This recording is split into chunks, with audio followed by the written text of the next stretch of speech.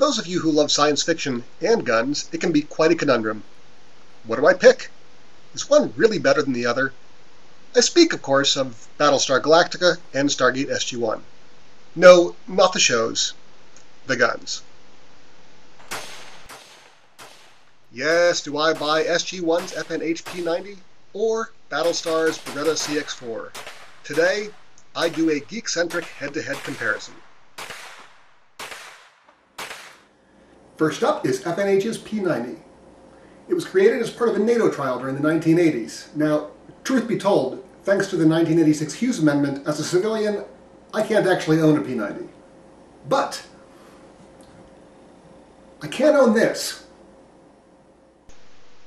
This is an FNH PS90, the semi-automatic civilian legal version sporting a 16-inch barrel to bring it in line with the National Firearms Act of 1936. Those of you dead set against the long barrel can opt to file the extra paperwork and spend $200 for permission to cut it down as short as you'd like, though I clearly have not. Though it's the original version of the P90 that actually appears in SG1, since this is the only version a civilian can buy, it's the version I'm using for today's comparison. Next up is Beretta's CX4 carbine. Available stateside in multiple configurations since 2003, it was used as the standard weapon of the Colonial Marines in the reboot of Battlestar Galactica. It is only available as a semi-automatic, and I will be using this 9mm version for the comparison. As long as we're discussing chamberings, let's go back to the P90. The FN-P90 is a weapon literally designed around its ammo. The 5.7 by 28mm round was designed and intended to be a replacement of the NATO standard 9mm round. It was designed to be fast, light, and to be able to ignore soft body armor. Despite meeting those requirements and being adopted by many forces worldwide, including the United States Secret Service, NATO failed to adopt a round due to a veto by Germany in an attempt to instead offer a round created internally by H&K and resulting in neither round being adopted. Depending on who you ask, 5.7 is either a magical body armor defeating super bullet or an overglorified, overpriced .22 Magnum. I don't think either of these descriptions are fair. I don't think the 5.7 round entirely lives up to its mystique, but I do think it's a good and effective round. Those who compare it to .22 Magnum generally compare velocities from a .22 Magnum rifle versus a 5.7 pistol. But that's not fair either, since out of a rifle-length barrel, the 5.7 far outperforms the .22 Magnum, and it's not like .22 Magnum is particularly cheap anyway. The CX4 was designed to fire more traditional pistol ammunition. It's chambered in 45 ACP, 40 Smith & Wesson, and 9mm Parabellum. Yep, that very same 9mm round that the 5.7 was designed to replace. Still, even when chambered in 9mm, the 16-inch barrel on the CX4 imparts a muzzle energy comparable to that of a .357 Magnum being fired out of a handgun-length barrel. I doubt you'd find many people who would consider a .357 Magnum to be underpowered. Since the CX4 can be had in 40 and 45 as well, all of which cost 1/2 to 1/3 of the cost per round of 5.7 by 28, and since it's a lot easier to find those rounds than 5.7 by 28, I'm going to call that a win for the CX4. Colonial Marines must use some sort of futury ammo though, because none of those rounds are going to pierce a Cylon Centurion's armor. Both weapons are fairly small and compact, but even with its elongated barrel, the PS90 is shorter, and with the 11-inch barrel on the original P90, the CX4 almost ends up looking large by comparison.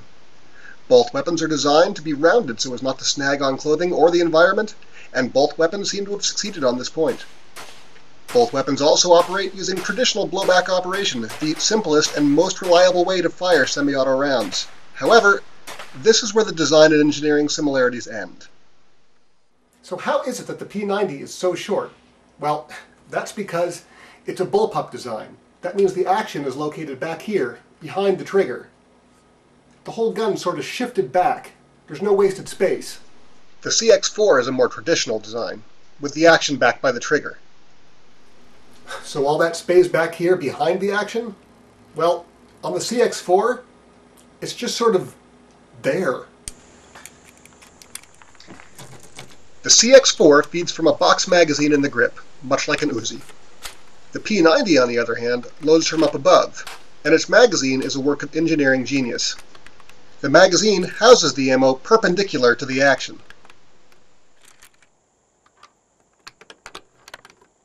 When the cartridges get to here, they flip around 90 degrees and fall straight down into the action. Now, that sounds like it will be complicated and failure-prone, but in 4 years of owning this gun, I've never once had a failure to feed. Everything just works. This is the standard factory magazine that came with my CX4. It holds 15 rounds. Now, extended magazines are available. This one holds 32 rounds.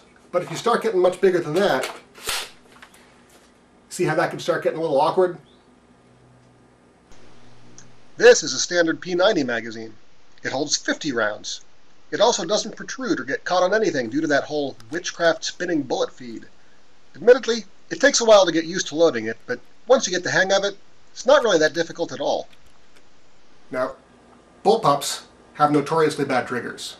No way around it, it's just an inherent weakness of the design. So I was hoping to be able to say that the CX4 had a better trigger. Unfortunately, this is the one place I feel like Beretta really dropped the ball with this gun. So since its trigger is not particularly good, and the PS90's trigger for a bullpup is actually okay, I just can't give the Beretta a win on this one. So, design and engineering? I'm going to give this one to the P90. Now, in places where you can own a short-barreled rifle, there aren't really a lot of practical reasons for a pistol-caliber carbine.